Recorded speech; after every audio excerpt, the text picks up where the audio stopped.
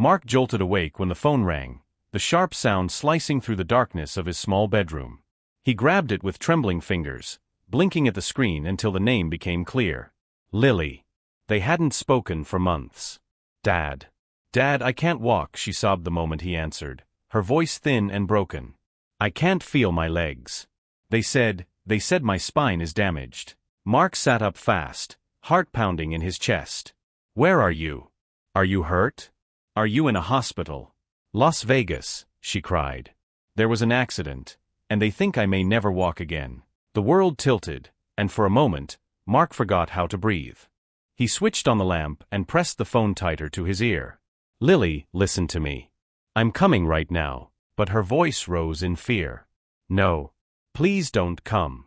I can't let you see me like this. Her words stabbed him, but the desperation in her tone held him still.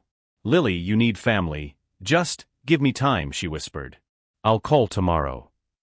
Then the line went dead, leaving Mark alone in the dim room with nothing but silence and his racing thoughts. He sat there for hours, unable to sleep, the weight of her words crushing his chest. By sunrise he had already opened dozens of articles on spinal cord injuries. Medical terms blurred before his tired eyes: paralysis, rehabilitation, nerve damage. When Lily called again, her voice was steadier but drained. Dad, they say I'll need 24-hour care. Insurance isn't covering the nurses. Mark swallowed hard. How much? $6,000 for the first month, she whispered. I'm so sorry. I don't know what to do. Mark didn't hesitate. You don't apologize for needing help. I'll handle it. At the bank, the teller gave him a gentle look as she processed the transfer. Family emergency? He only nodded, watching his retirement shrink on the screen. That afternoon, his neighbor Violet found him sitting on the porch staring into nothing. You look troubled, Mark, she said softly. He told her everything: the accident, the paralysis, the money. Violet listened carefully, her warm eyes clouding with worry. When are you going to see her? She asked. She doesn't want me there yet. Says she's not ready. Violet hesitated, choosing her words. Everyone handles trauma differently, but if my child couldn't walk, I'd want them close. And they'd want me close too. Something in her tone stung him, and he looked away. She's an adult. I have to respect what she wants. Just be careful, Violet murmured. People make strange choices when fear is involved.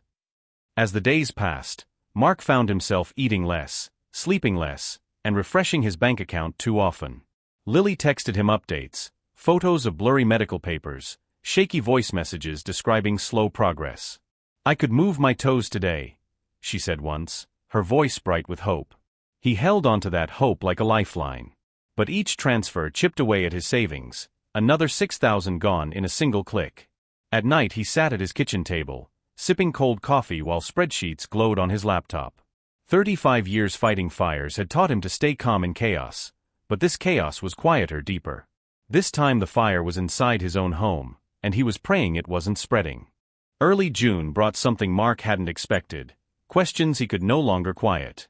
One afternoon, Violet stopped by again and noticed the medical documents scattered across his coffee table. She lifted one, squinting. Mark, this terminology is strange. And this clinic name? I've never heard of it. Mark stiffened. It's in Nevada.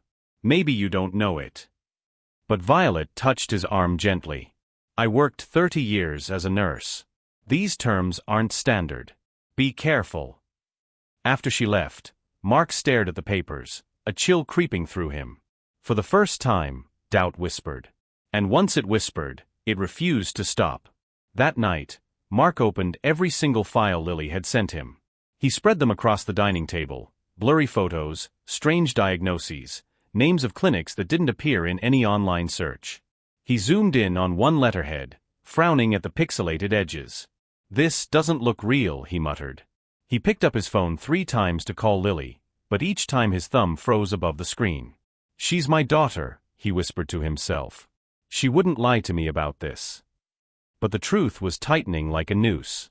He couldn't ignore it anymore. The next morning, Mark did what he hadn't allowed himself to do before. He added up the numbers. Line by line on his spreadsheet, the truth appeared. February, $6,000. March, $6,000.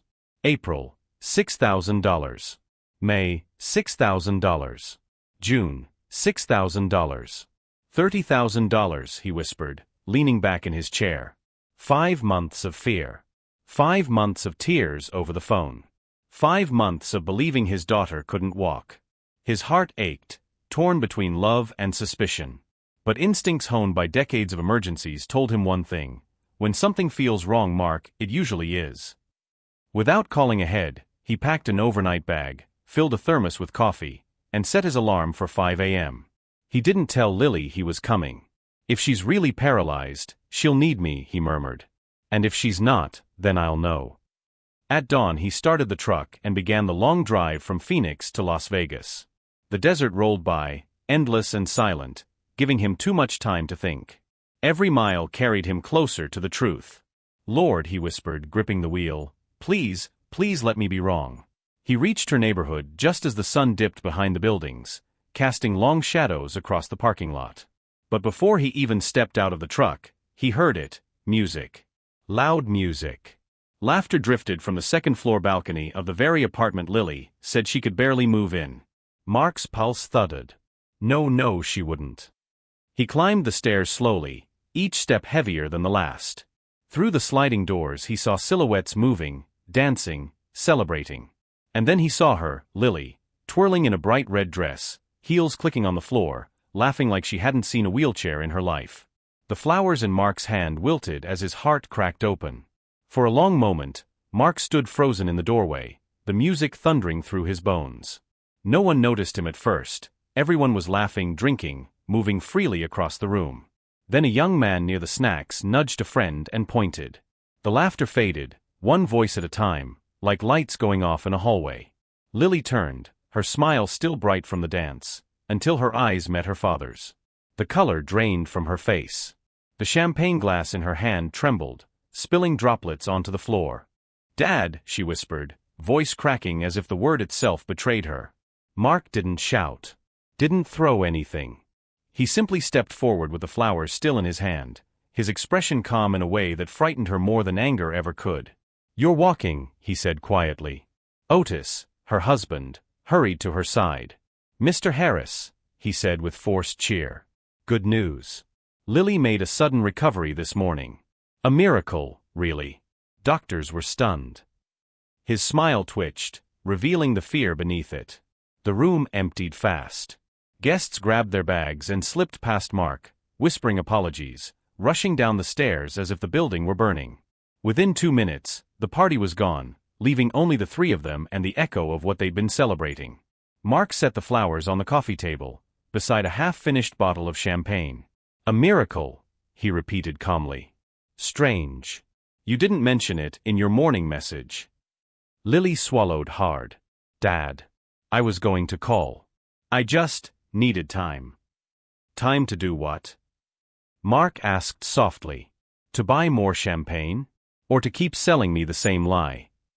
Otis stepped forward, shoulders squaring. "Look, man, nobody forced you to send that money. You helped your daughter. That's what parents do."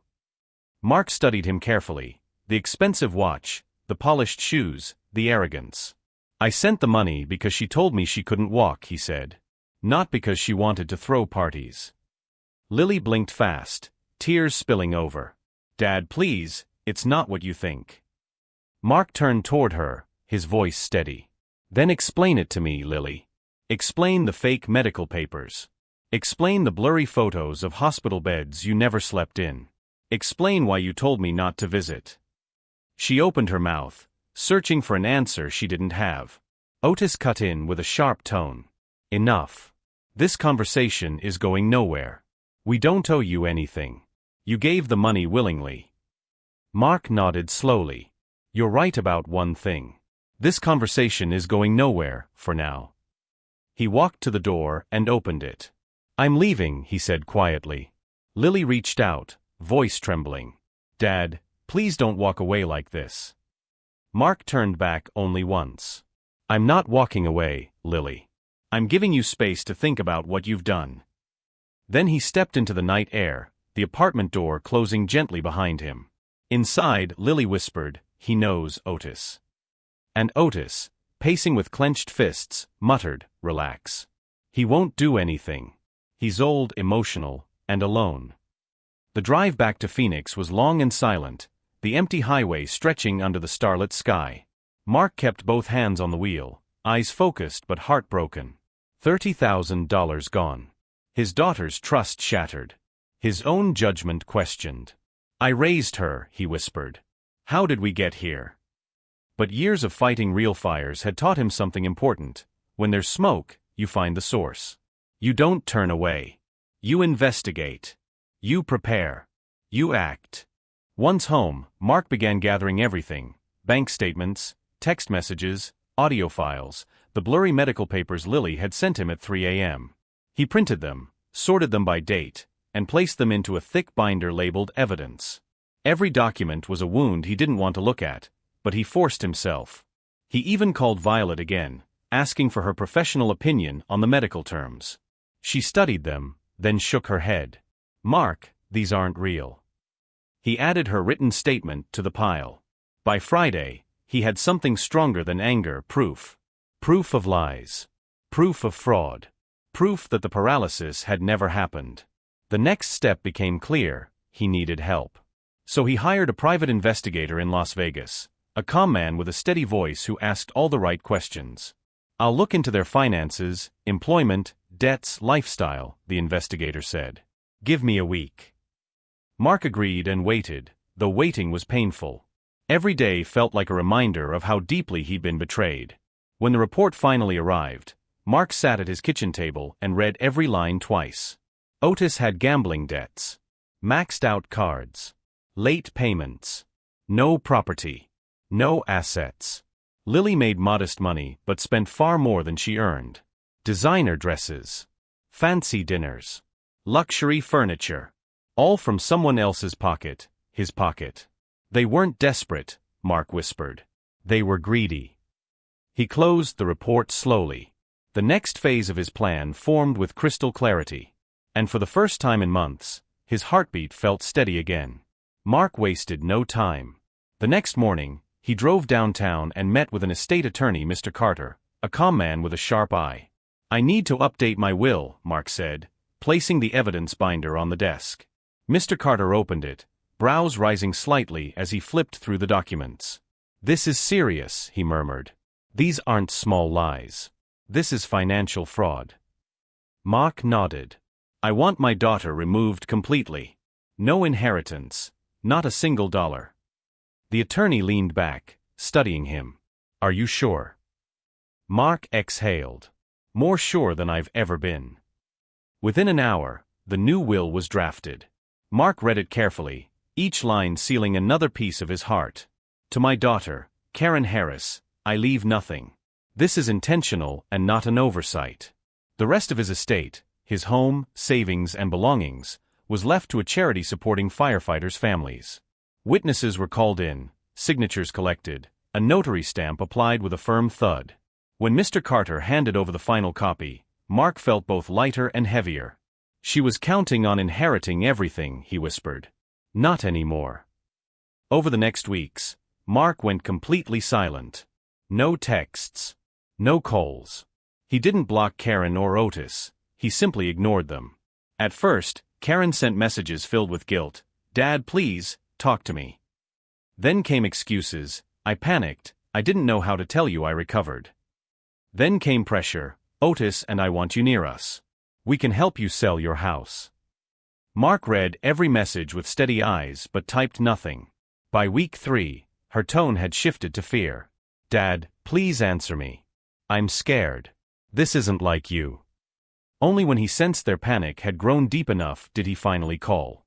Karen answered on the first ring, breathless. "Dad? Oh my God, Dad." Mark softened his voice, pretending uncertainty. "Hi. I just needed time to think." She cried in relief. "I'm so glad. Otis and I were terrified. We didn't want you angry.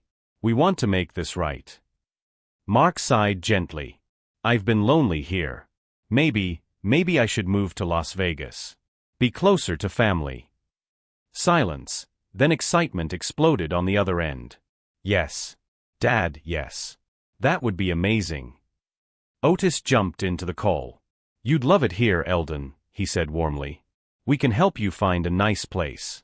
The market's good. Mark continued calmly. My house is worth around $300,000, maybe a little more. Otis tried to hide how fast he reacted, but Mark heard the shift instantly. 300? That's very good. We can help you sell quickly. I know investors. Mark smiled faintly at the phone. Good. I'd like you two to visit me this weekend, see the house, understand what I'm working with. Karen hesitated only a second. We'll be there. 2 days before they arrived, Mark installed cameras, small, hidden, motion-activated. 1 in the living room. 1 in the hallway. 2 in his office where he kept financial records. He tested each one, watching his own movements through his phone. Perfect. If they tried anything, he'd have proof. This time, he whispered, you won't fool me. He cleaned the house, cooked a simple meal, and waited. When their car finally pulled up, he welcomed them with warm smiles that hid the steel beneath. Karen hugged him tightly, her voice soft. Dad, it feels so good to be here again. Otis stepped in, scanning the house like a buyer at an auction. Nice place, he said. Great bones. You could get $350 easy. Mark chuckled as if impressed. You think so? The tour began. Mark pointed out every valuable item, antiques, appliances, updates, but his eyes were always watching them. He noticed the way Otis lingered near the office door, the way Karen eyed the shelves. He made sure to mention, all my important documents are in here. Deed, insurance, bank papers. When the realtor arrived, she walked through the home professionally, clipboard in hand. Beautiful upkeep, Mr. Harris, she said. If you list soon, you'll get $380,000 at least. Karen's smile trembled with excitement. Otis crossed his arms, nodding like he owned the place already. After the realtor left, Mark invited them to dinner at his favorite local restaurant. Over tacos and cold drinks, he laid the bait. I've been thinking of investing once I sell, he said. Maybe a business. Something family-run. Otis' eyes lit up like Christmas lights. Funny you say that, Otis said smoothly. I've been wanting to start my own real estate firm. With the right capital, it could take off fast. You put in $100,000, I handle everything. Profit split 50-50. Karen held Mark's hand. Dad, it would be amazing to work together. We could finally rebuild our relationship. Mark acted hesitant. $100,000 is a lot. Otis leaned forward. But you'll double it in a year. Trust me. Mark nodded slowly. Let me think about it. Back at the house, Mark grabbed his car keys. I'll run to the store, grab steaks and beer for tonight. We'll come, Karen offered quickly. Mark smiled gently. No need. You two relax. He left the driveway, circled the block, then parked to check the camera feed on his phone. His jaw tightened. There they were, Karen and Otis, walking straight into his office. Opening drawers. Photographing documents. Searching for his will. Searching for his bank statements. Got you, Mark whispered, watching their betrayal unfold in real time. The final proof he needed. Mark returned home exactly 40 minutes later, carrying grocery bags as if nothing had happened. Karen sat on the couch pretending to scroll her phone. Otis pretended to watch TV. But both looked tense, too still, too alert. Got everything we need, Mark said cheerfully. Dinner will be great tonight. He set the bags down and walked past the office door on purpose, glancing inside. Everything looked untouched, but he already knew the truth. You two okay? He asked casually. Karen forced a smile. Just tired, Dad. They ate dinner around the table as if they were a normal family again. Karen tried small talk, weather, traffic, memories from childhood. Otis asked more pointed questions. You have life insurance, right, Eldon? Smart for a homeowner your age. Mark simply nodded. Some.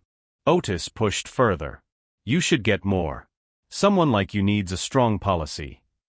Karen gave him a warning look, but Otis ignored it. Mark only smiled politely. I'll think about it. Inside, he was stone cold. They had shown who they really were. After they left that night, Mark went straight to his office and downloaded the security footage. The evidence was stronger than he expected. Clear images of Otis pulling out bank statements, photographing them. Clear images of Karen checking the desk drawers, whispering, "Find it fast."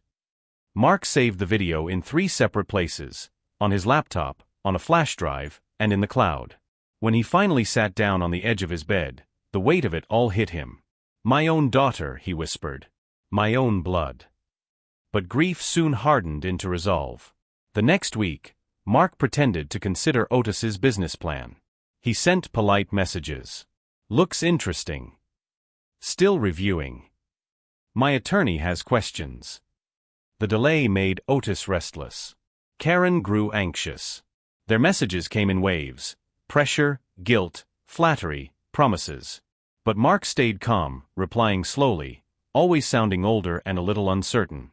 By mid-August, Otis couldn't hide his impatience. "Eldon, we need to finalize this. I have other investors waiting. Don't miss this opportunity." Mark smiled at the message. The trap was complete. He met with his attorney, Mr. Carter, again and showed him the new footage and messages. The attorney nodded slowly. "This is more than enough. You want to confront them?" Mark nodded. "With 2 options. Pay back the $30,000, or face charges." Mr. Carter prepared a debt agreement, legally binding, requiring Karen and Otis to repay every dollar over 3 years. He also drafted a fraud affidavit, ready for the police if they refused. "They'll panic," the attorney said. "Good," Mark replied. On August 25th, Mark drove to Las Vegas with his briefcase full of evidence. When he knocked on their apartment door, Karen greeted him with a bright smile and trembling hands. Otis stood proudly beside a table filled with fake business documents, pens lined up neatly, a fake notary waiting on the couch. "Let's make this official," Otis said loudly. Mark nodded politely, then placed his briefcase on the table. "Before we sign anything," he said calmly, "we need to watch a short video." He tapped play. The room fell silent as the footage filled the screen. Karen and Otis breaking into his office, searching his drawers, photographing his documents. Karen gasped, covering her mouth. Otis's smile collapsed into panic. What is this?" he stammered. "Evidence," Mark said softly. He then placed the investigator's report, the fake medical papers, and the bank transfers on the table. "You lied about paralysis. You stole $30,000. You manipulated me for months." Karen sobbed. Otis clenched his fists but said nothing. Mark continued with quiet strength. "You have 2 choices." He placed the debt agreement in front of them. "Option 1, you sign this and repay every dollar you stole. $30,000. 3 years. Every payment on time. After that, you never contact me again." Karen stared at the paper, shaking. "Dad, please," Mark raised a hand. "Option 2, I file this." He placed the fraud affidavit down. "Wire fraud. Jail time. Felony charges. I have enough to end both of your careers." The real notary Mark hired knocked on the door. Otis looked like he might faint. Karen whispered, "Dad, we're sorry. We made a mistake." Mark's voice was steady. "A mistake is dropping a glass. This was a plan." After a long shaking silence, Otis picked up the pen first. His signature came out angry and defeated. Karen signed next, tears dripping onto the paper. The notary stamped it. Thud. Final and binding. Mark collected the folder without emotion. "Keys to my house," he said quietly. Karen handed them over with trembling fingers.